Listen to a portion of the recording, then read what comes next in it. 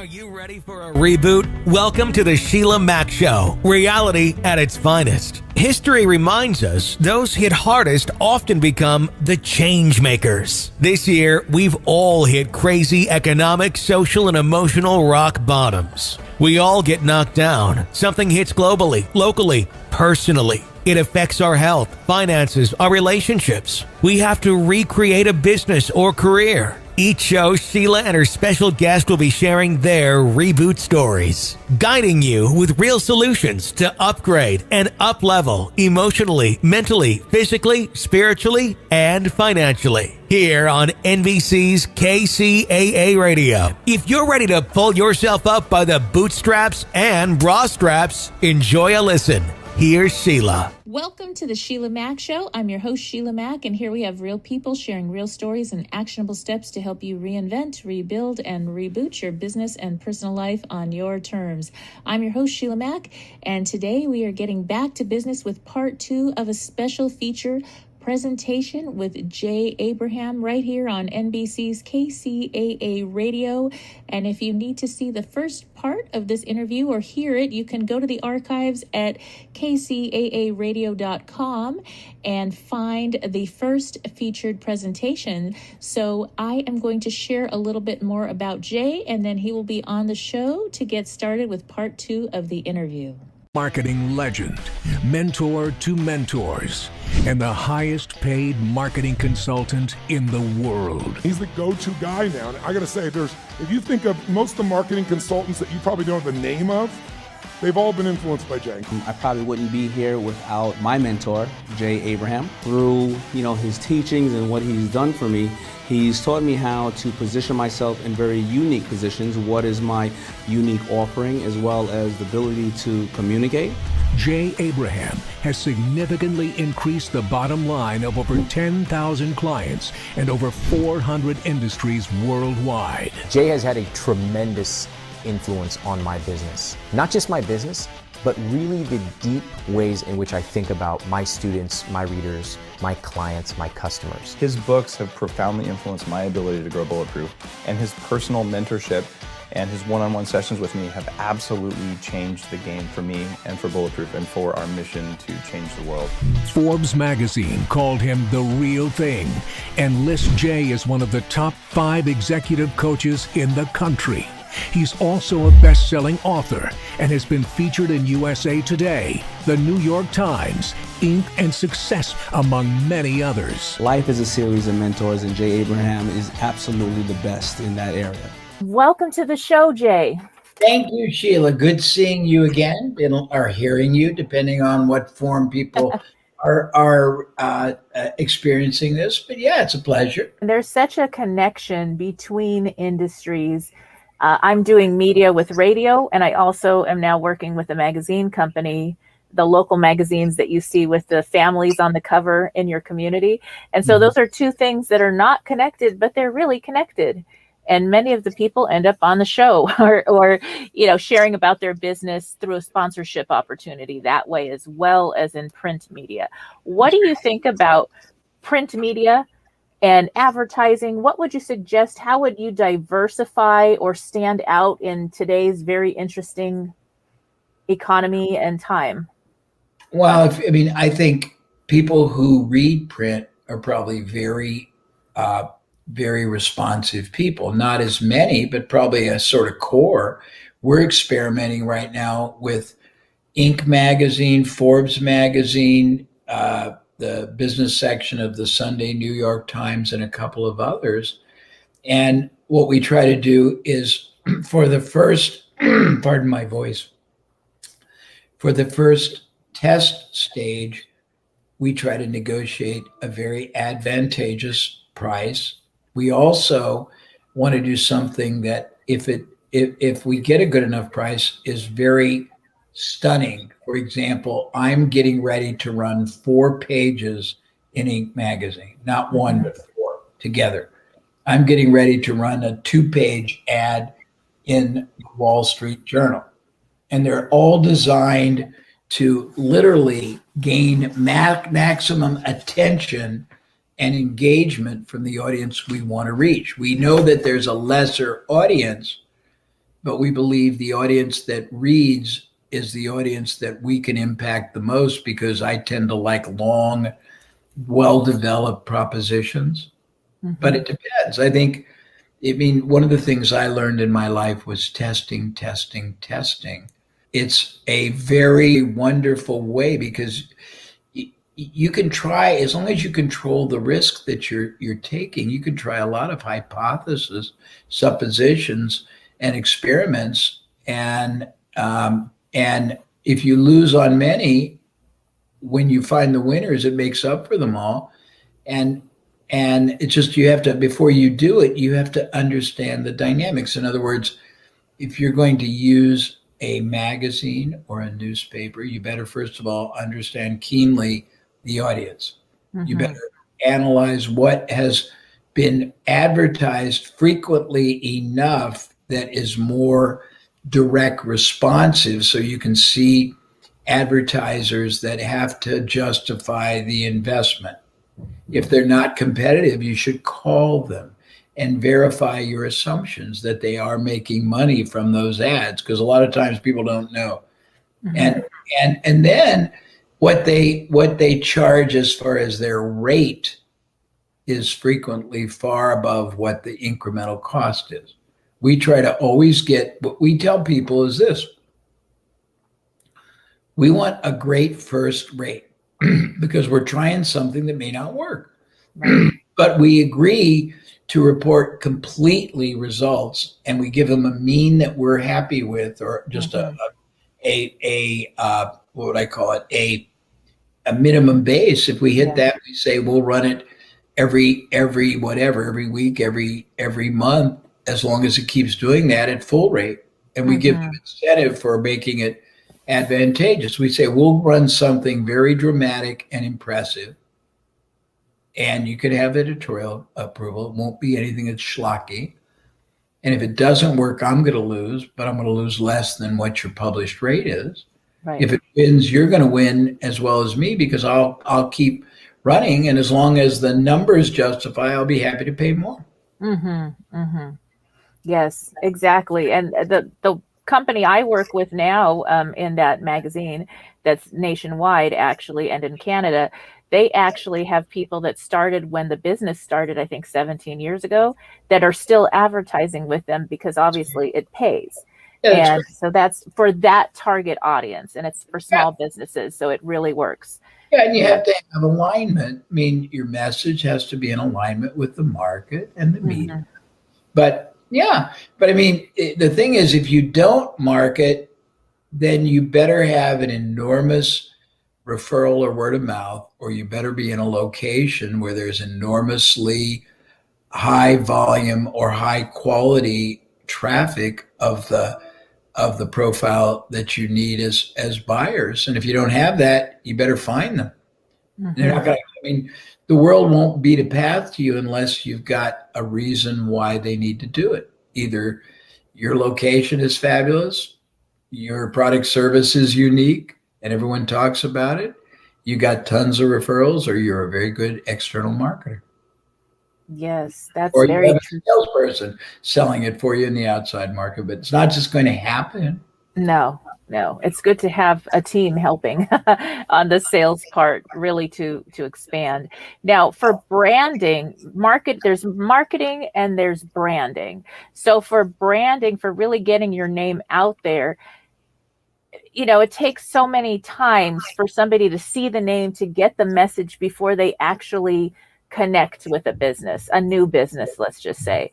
What is the secret or difference between marketing and branding, and what approach would you suggest for this time in our... Well, there's a shortcut to making your brand prominent, and that is to partner with other people that have the buyer audience you want, giving them a chance to endorse you in a way that makes you credible, and that endorser is in essence affixing their credibility, their trust to your company and whatever brand position you take, and giving that endorser a generous enough correlated compensation, meaning compensation that you can tie to whatever they do and whatever comes from it for a period of time so that they're motivated. But if you get 3 or 4 other entities, enterprises, companies, influencers who have the trust of the market you're trying to reach to endorse you to their market, that can create rapid, if not almost overnight, brand significance. Wow, that's a good secret. So for somebody starting out, they might not be able to go to the biggest brand, but even just to you go to somebody that has an audience that is the audience you want, and you start small. But if tomorrow morning, ice cream store, and it was really unique, maybe I could go to people that sold non-ice cream food products and get them to tell their people that when they're done eating the main course, consider going there. Give them coupons to give away. Give them anything and figure a way to pay them very, very, very generously in the beginning, because once they used their access to their market to build my brand currency, meaning the quality of my brand to people and the awareness and the desirability, I'm going to make all the repeat sales. I'm going to make all the preferred sales. I'm going to make all the word of mouth sales. So who cares if you pay a lot in the beginning?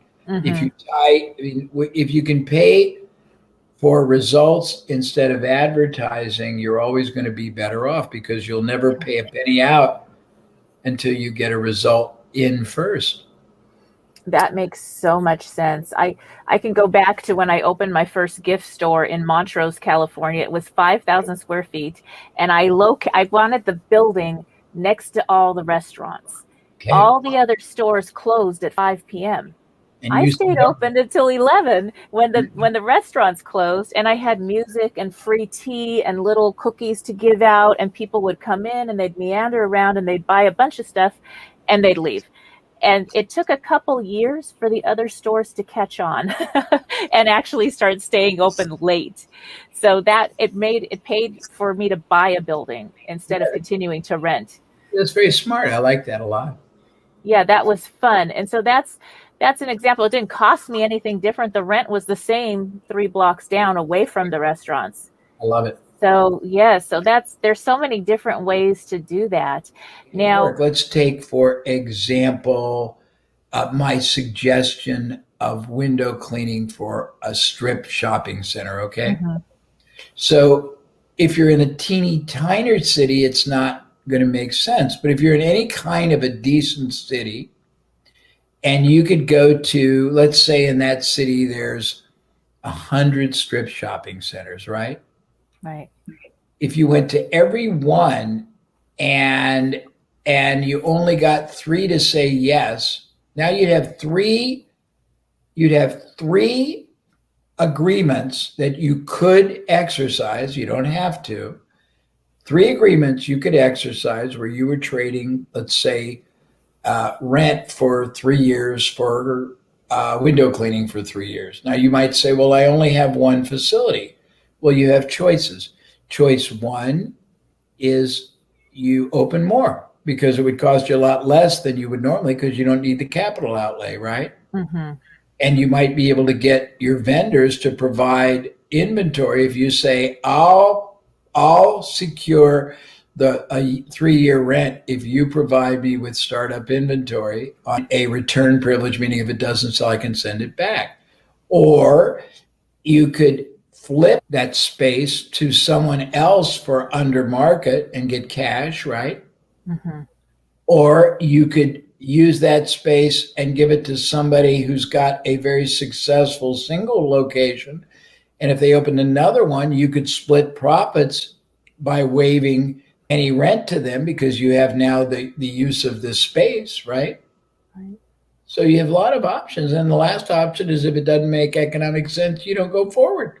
And then there's that thing about sometimes you get a no and it's really a maybe or not right now. That's right. Yeah. Well, the first thing that I always do when people turn me down is go, if I want the deal, I'll say,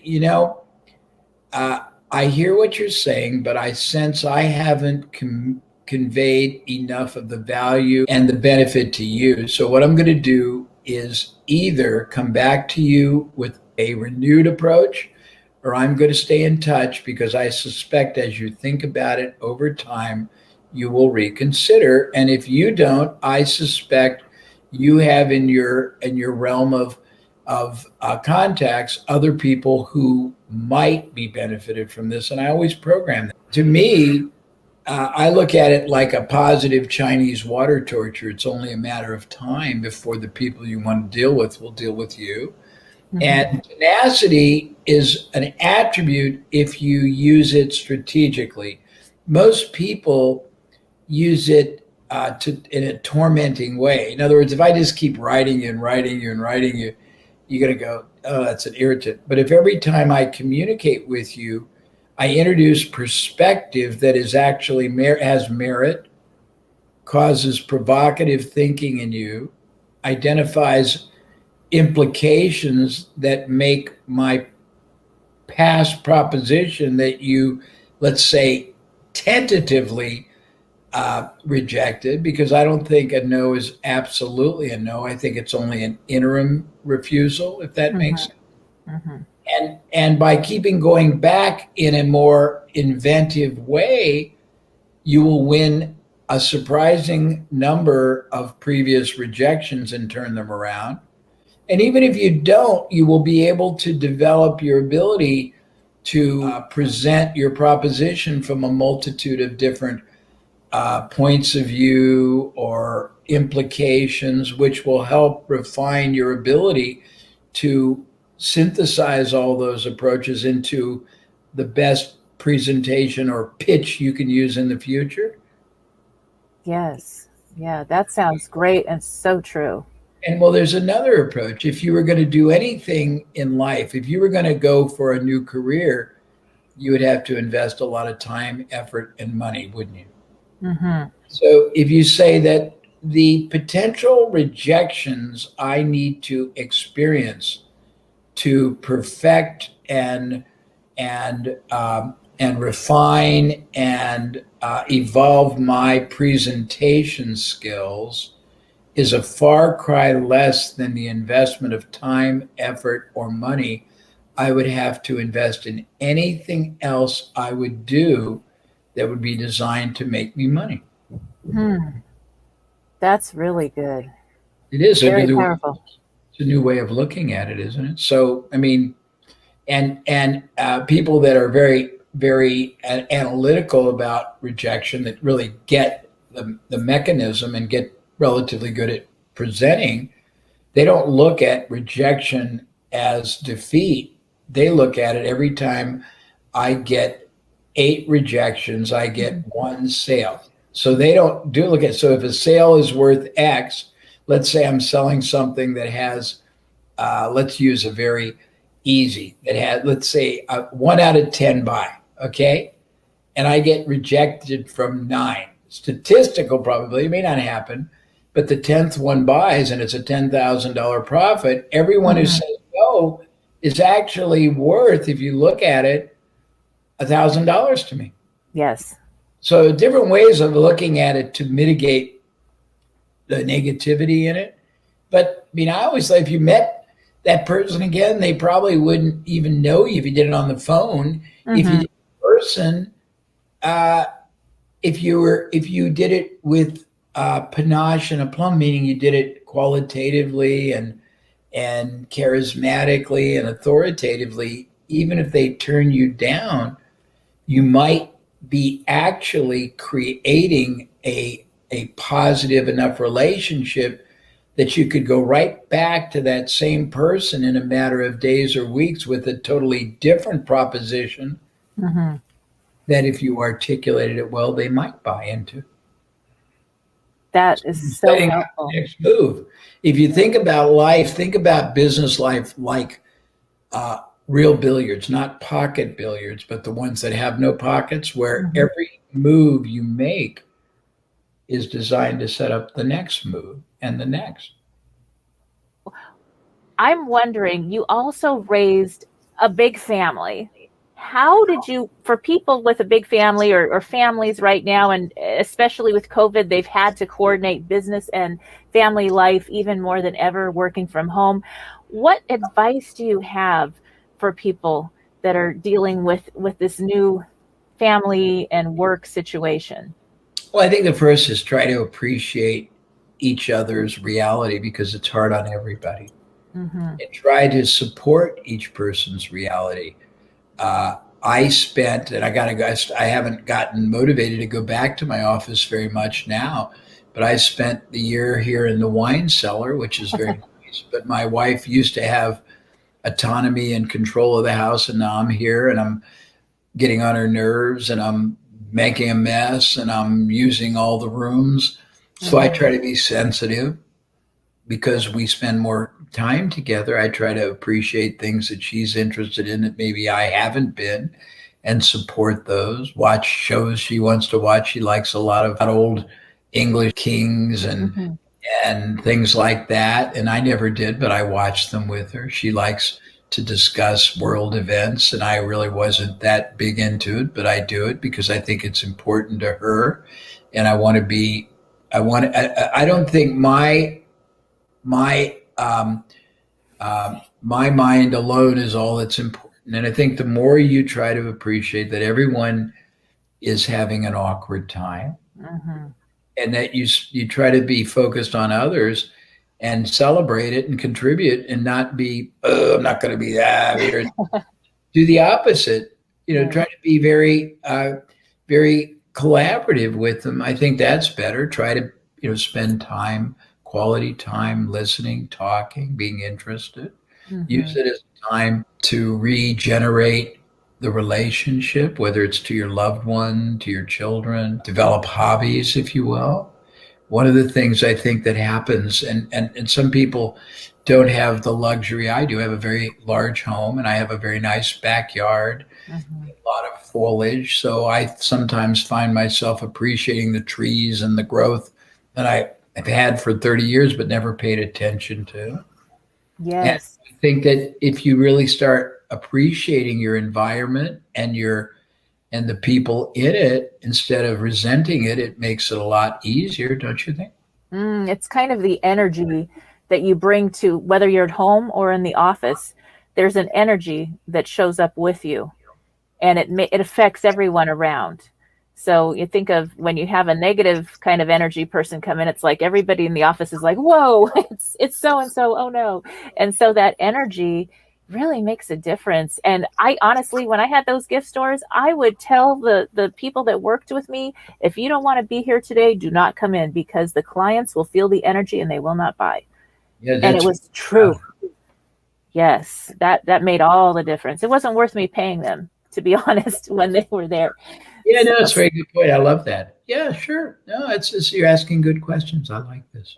Yes, and I have another question that came in from a Facebook. They don't have a name here. It says Facebook user, so I think they're just not connected with me directly. It says, I've got a few online courses which should be perfect for solving current challenges. However, sales needs a boost. Any suggestions or tips on making the marketing clearer or more enticing for online courses? And there's so many going on right now. So yeah, I mean, I think you have to see what is the buyer you're trying to reach, what is the issue you're trying to either solve or the opportunity you're trying to make possible, and what are they getting and not getting from others. Look up all the people who are selling anything similar and look up the reviews people give them, the good and the bad, and look at the language patterns, because that will help you in your marketing. It'll help you articulate what you are and what you're not, and what you know they want and what you know they are frustrated they haven't gotten.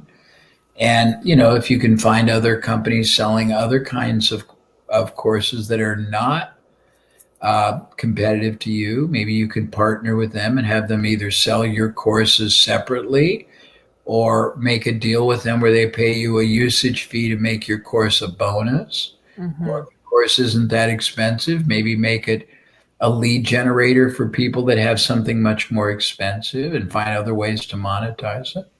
Nice. That's great. So so there's a lot of different coaches and authors out there that I'm connected to, what would you suggest for them overall as far as getting their message out when we weren't able to have book tours? We're not able to do certain things, or we have to do things only online and differently. Do you have any suggestions for that group? Yeah, I think that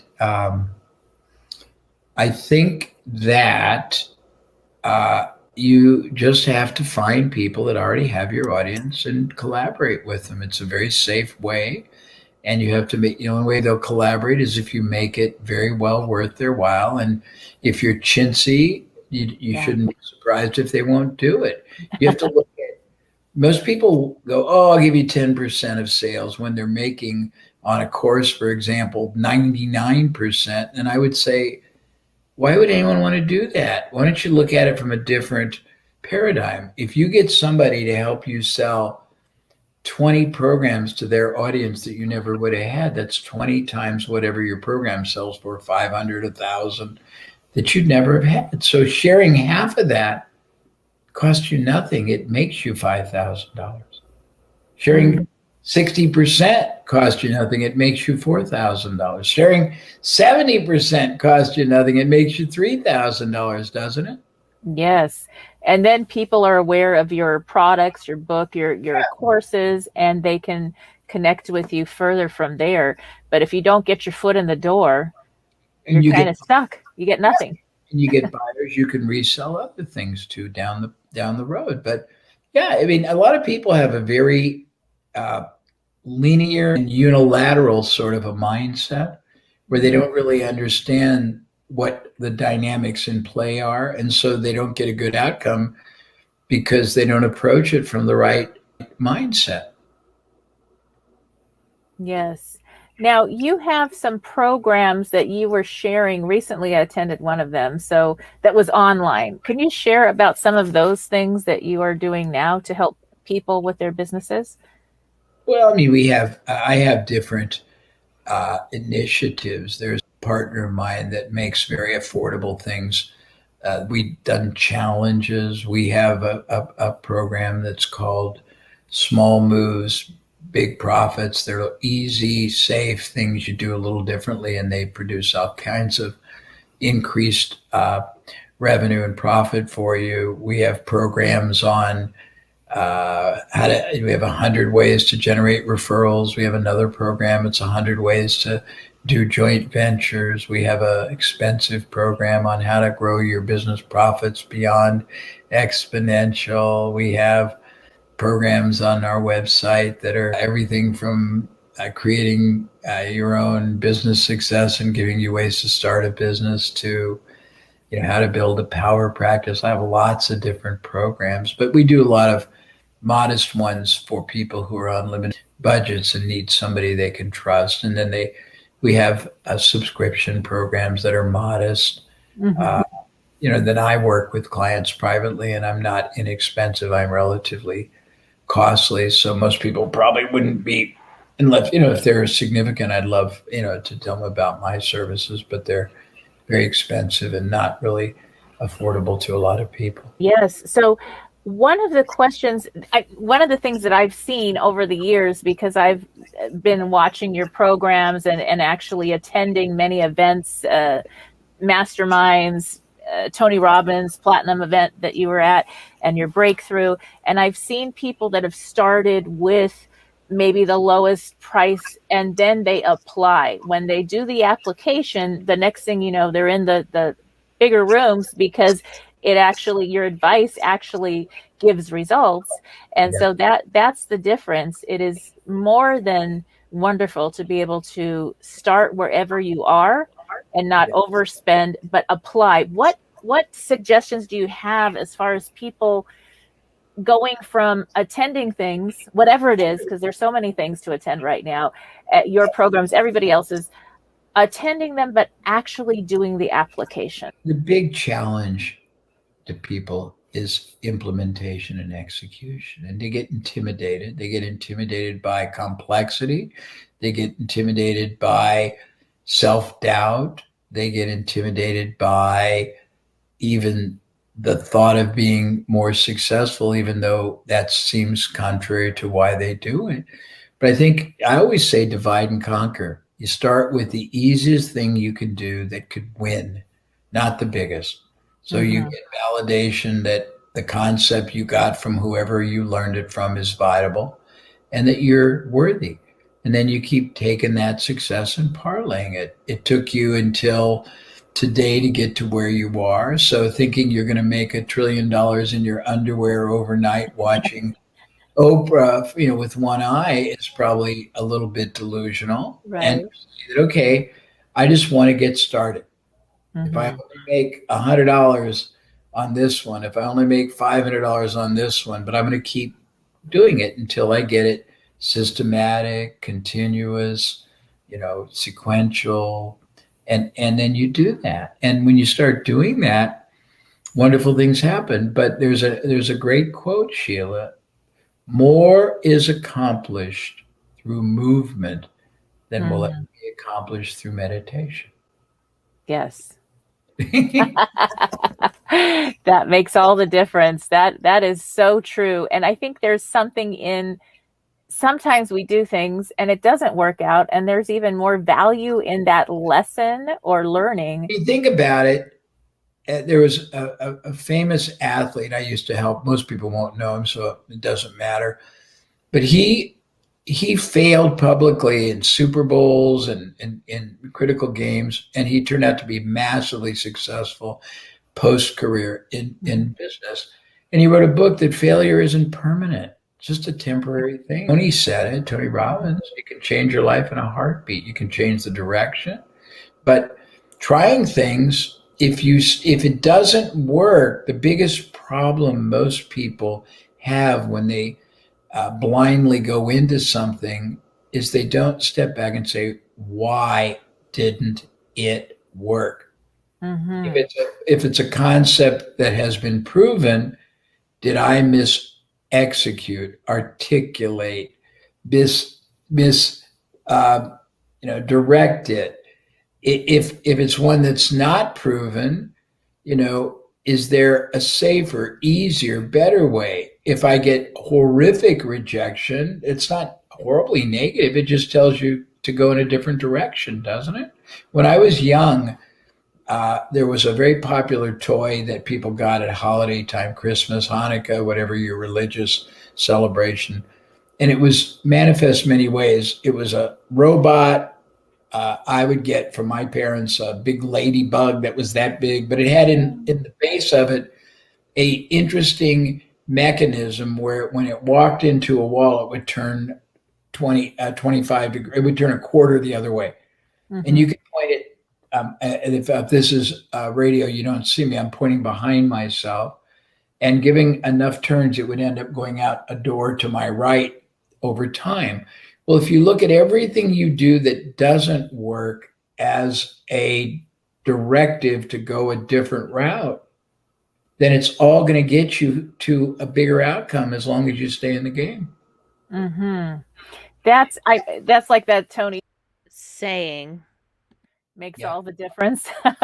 So that when you think that you are at the bottom and you can't do anything else, the rock bottom, like my book talks about, it's actually when you're really close and you just got to keep going. And it's really hard because I think this year everybody's had some kind of surprise rock bottom that we never expected. We couldn't even fathom the crazy things that are going on.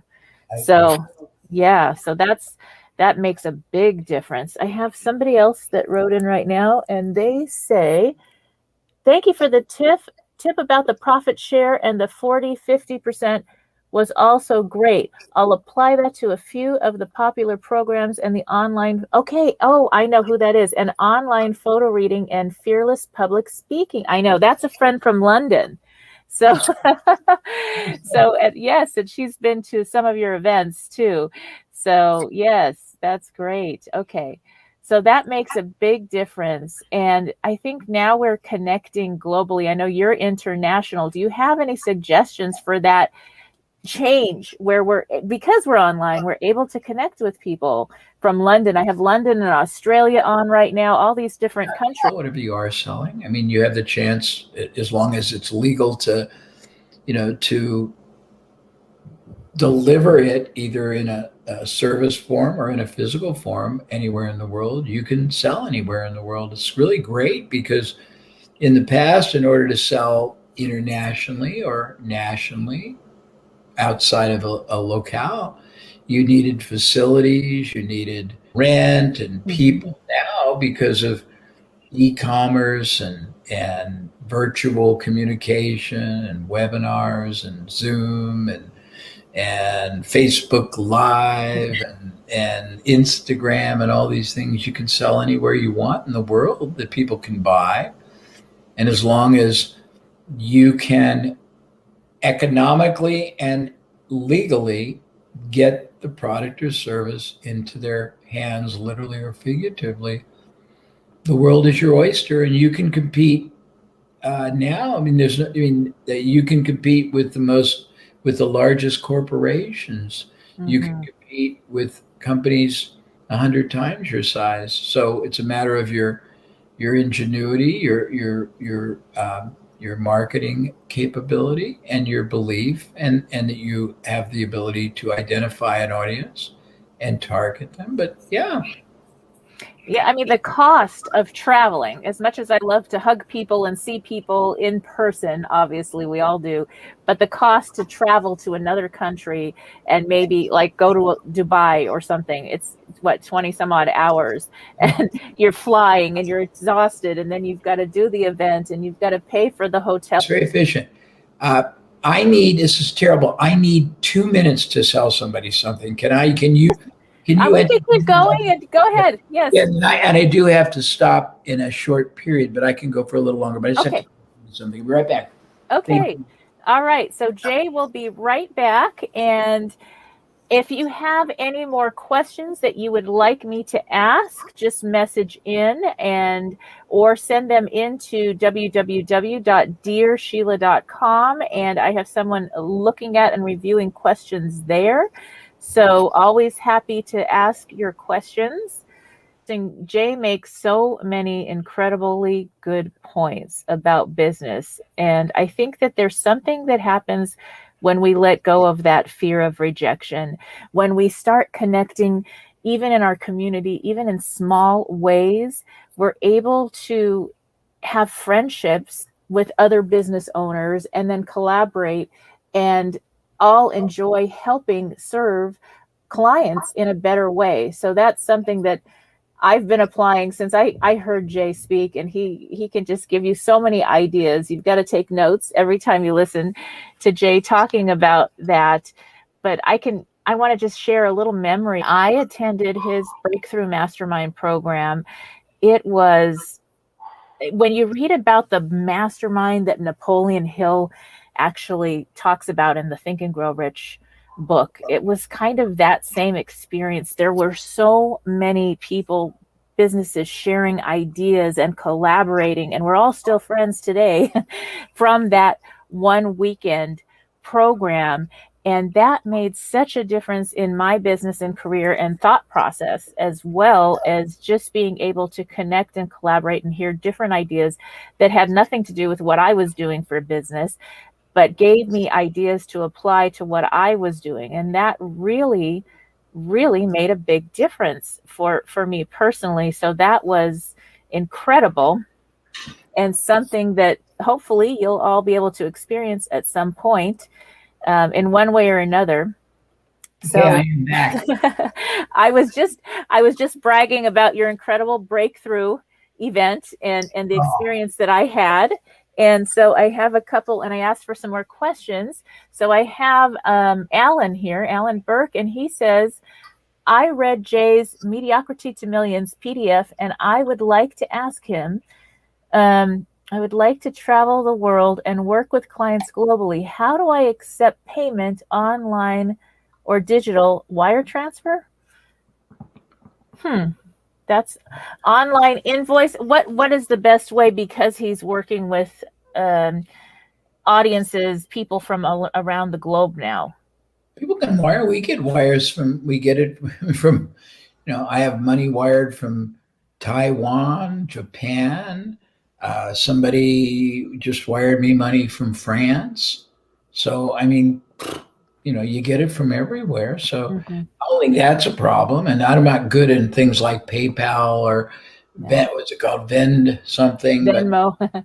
yeah, there's all kinds of ways to do it. I'm not a good authority on it, but as long as you're dealing with honorable people who have the ability ethically, I mean, we've been paid from people in China too, but it normally comes from another country. So that's a little probably trickier, and I don't understand it. But I think in most cases, if it's a country that allows a currency transfer, it's not hard to do. Banks are wiring money all over. We wire money all over. So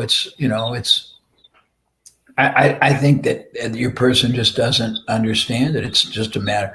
Almost everybody is used to doing business that way. And you probably can take credit cards too, depending on what you're doing and what you're charging. We sometimes, I mean, Sheila, you know this, we've had people put $200,000 on their American Express card. Mm-hmm. And you have to get clearance for it. But once that person authorizes it and you tell your bank it's real and they verify it, you take a big hit on it as far as the discount. But there's tons of ways I mean, getting paid is not the key. It's creating the value that people want to pay for. Mm-hmm. Mm-hmm. And some of those credit card programs, they have so many rewards that then when travel opens up again, you'll be able to go quite a few places for free or at a really big discount. So that kind of makes it work out as long as you don't get over indebted. Everyone likes the points. Sadly, most of the points aren't worth what you think. I mean, we had, I've had $1 million of a million American Express points and thought I could spend like a drunken sailor. It didn't buy that much, but it's still nice to get, I guess. What else can I answer for you while we're still together? Yes, I would love for you to share about like the challenge you just did and that program, how people could maybe get involved with those kind of entry level more programs to get started with you and how that looks. Sure. Well, you could do a couple things with the challenges. If you're a smaller company or business, or you're not a company, go to I can't remember which one it is. It's either Abraham University or jabraham.com.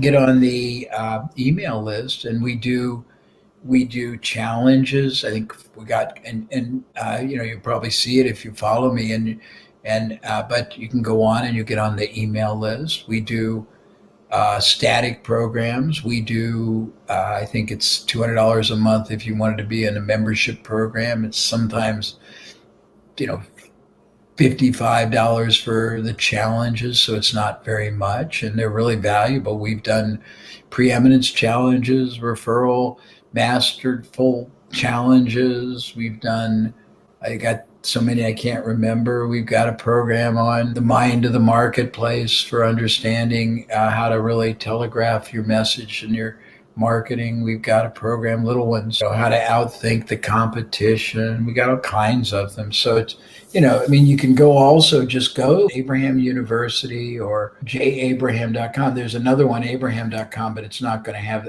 I don't think it's going to have more expensive things on it. Mm-hmm. But others, I'm sure they probably have announcements for that. I don't run that part, so I don't pay attention. But I know we have challenges coming up. We have a Preeminence challenge, a greatness challenge. It's all one. We have, I think, another referral challenge coming. We have something called sharing some of these interventions I did with Tony. Quantum business growth or something. I can't remember. Yes. I think that's what it is. I do remember seeing that. So we got so much stuff. I don't even pay attention. I have so many things always going on, but they're very, very modest in price, and I try to give a lot more than expected. And with full disclosure, we still try to sell more things at the end, but you're not obligated to buy them. Mm-hmm. And most of them are designed that at the end, win, lose, or draw on our part, you'll know how to capitalize on that content and that topic. So they're really cool. Yes, and could you share a little bit about this concept of preeminence and how a new business could actually establish some preeminence in their business and community? Sure. The concept is very foundational. You want your business, no matter what you sell, who you sell to, the size, scope, to be seen in the eyes of the target audience you're going after as the most trusted advisor in the category that you represent for life. You want to be seen as the only viable source they should turn to for whatever product, service, or problem or opportunity your product provides or serves or satisfies or solves. And there's a lot of elements, but the first thing is you want to basically be seen in the eyes of the market as the one person that understands them deeper than anyone else. And you want to put into words in very clear communication that you understand what they're feeling, what they're aspiring towards, what they're trying to get away from, closer to. You want to basically give them a very unique and distinctive point of view that everybody else isn't, so that you're not a commodity. You want to never allow them to buy less than they should, in less quantity, quality, or consistency than they should, or more than they should, or maybe they shouldn't even buy from you if it's not appropriate. You have to have their best interest always at heart. You have a moral obligation, if you believe your product service is indeed the best choice and going to serve them and protect them or enrich them, to do everything in your power to get them to avail themselves of it. You have, if you really get into preeminence, you shift your focus. Many people in business fall in love with either their company, their product, their profession or industry. But when you're preeminent, you fall in love with the clients that you serve, and you refer to them as clients, not customers. Look at a Webster's dictionary definition of customers. It means someone who buys a commodity or a service. So if you call me a customer, you're telling me you're nothing more than a commodity. A client is somebody under the care, the protection, the well-being of another. So it has a much more higher reverence, and that's pretty much it. Yes, and for those that are listening in who haven't attended one of your events or a mastermind or group event, one of the things that you use a lot is the Socratic Method. Could you explain how you use that with the people that you work with when you're helping them? Well, I mean, there's a quote, first of all, by Socrates. He said, "A life unexamined is a life not worth living." So my premise is a derivative. A business that's not constantly examined from as many impact points as possible is one that's not worth owning. So when I start out with a client or a program attendee like the one you went to, we start asking a myriad of questions. And I have, I guess I should be grateful, an expansive enough background in diverse business that I can relatively frequently, not always, but mostly understand and extrapolate what's going on in there. So I ask lots of logical questions that just keep progressing down the path of what's happening. Where do they get their business? How do they get it? Why do they get it? What do they do? How does it perform? I want to know everything. And as I'm asking these questions, I will challenge them very respectfully and question them in terms of whether an answer makes no sense, or there's a gap, or there seems like there's an implication they're not seeing. And when you do it right, you help them discover answers. You help them discover opportunities. You help them discover issues, challenges they don't even know or they're not aware of. And it's a very powerful process. And we somewhere have a document on it. I could probably give it to you, and you could post it on your own site. It's fundamentals of Socratic interviewing. But people who are very powerful know how to ask great questions. They know how to acknowledge that they heard them, and they know how to springboard from the answers to the next and the next related questions that not only engage but expand and expose understanding, not negative exposure, but open a window into the real heart of whatever the issue is. It's a very powerful process, and anybody who learns it, you'll probably be awkward the first time, but it's very powerful. It becomes very natural, and it engages people in ways most people can't imagine. Yes. And even if you're listening in and you're a parent or a teacher, to be able to apply this in anything, in business or with your children, even, it changes the way they think and expands on everything they're learning. So for those listening, and there's so many different ways to apply the Socratic method, marketing, business, these business concepts that you've shared today in many different areas of our business and personal life. So I'm wondering, Jay, if you were to go back in time, what would you tell your younger self now that you are where you're at today? You'll laugh about this, but you get this. I'd say use more of your income to buy assets, preferably real estate. I probably would have bought a lot of single family homes that I rented in very stable middle class communities. Mm-hmm.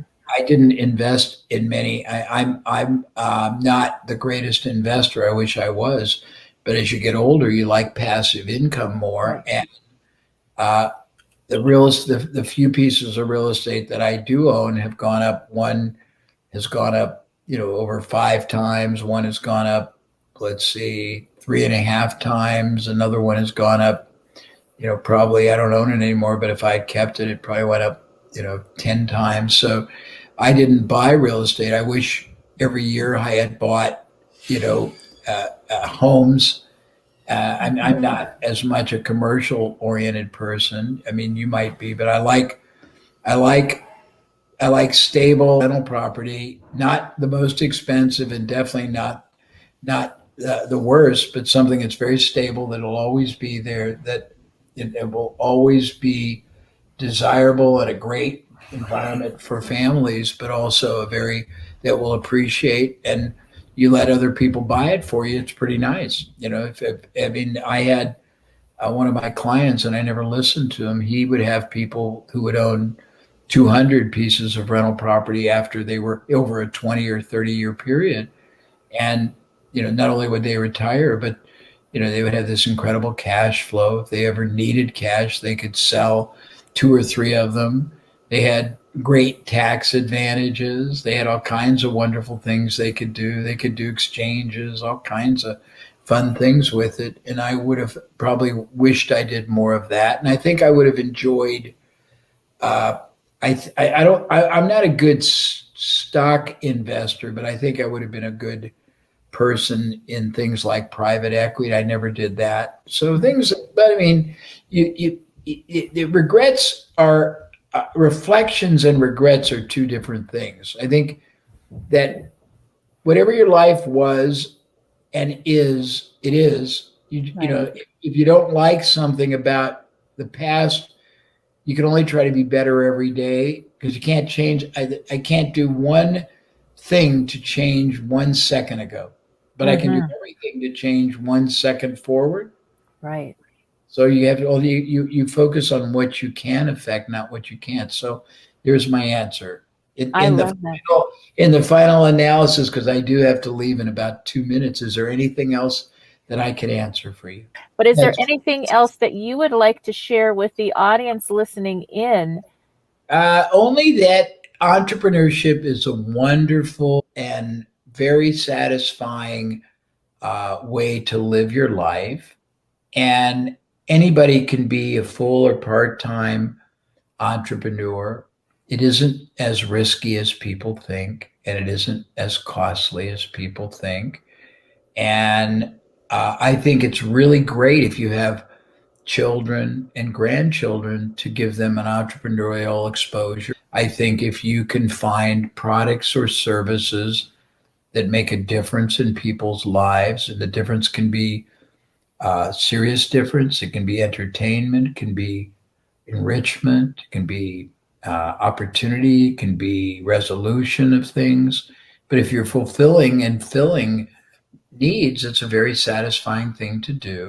Yes, that'll be wonderful. Well, we thank you. I have so many guests here. I have people from around the globe, actually Australia, South Africa. I have London. I have some people from the Yes Group in London, a large group listening in, and they're going to share even more. So it was incredible, and I really appreciate having you as a guest My on the pleasure. show, Jay. Thank you My so pleasure. much. It's really good talking. Thank you. I have to Thank go, so you. I All right. appreciate you. This is the Sheila Mack Show here on NBC's KCAA Radio, the station that leaves no listener behind. And Jay had mentioned a special gift for you. So it is the critical thinking and Socratic interviewing method. Go to jayabraham.com/50 shades of Jay, and it is number 39, Critical Thinking and Socratic Interviewing. Enjoy. This is Sheila Mack.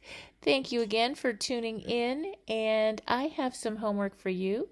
So go and get your copy of the new Bootstraps and Bra Straps, the formula to go from rock bottom back into action in any situation. It is now on Amazon, Audible, Kindle, and all major bookstores.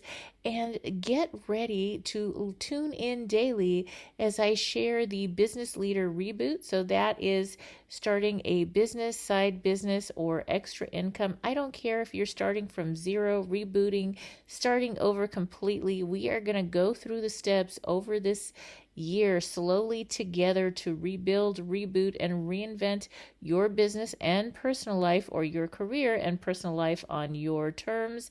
And I will also be sharing about investing in properties and how to get some passive income going this year as well. So stay tuned.